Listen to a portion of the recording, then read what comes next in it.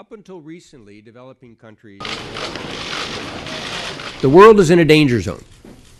In 2008, many people said they did not see the turbulence coming.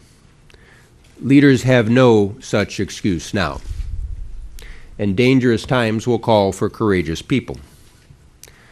Some developed country officials sound like their woes are just their business. Not so. I still think that a double-dip recession for the world's major economies is unlikely, but my confidence in that belief is being eroded daily by the steady drip of difficult economic news.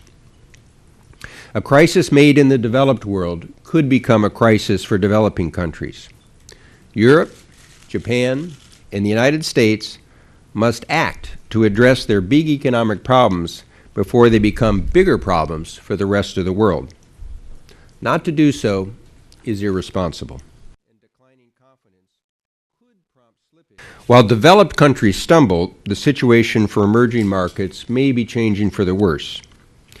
Since August, we've seen bond spreads for emerging markets increase. Their equity markets have declined like developed markets, and capital flows have declined sharply.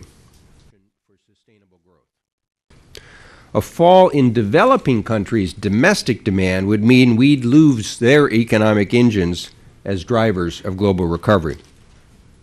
Now, developing countries are not as well placed as they were in 2007-2008 to withstand another shock. Their budgets are not so robust that they can simply spend their way out of trouble. And some are walking a monetary policy tightrope, balancing price pressures and these new dangers. Add in volatile and high food prices, a particular burden on the poor in developing countries, and a threat of rising protectionism, and you can see that developing countries face increasing headwinds. The world's population, women and girls.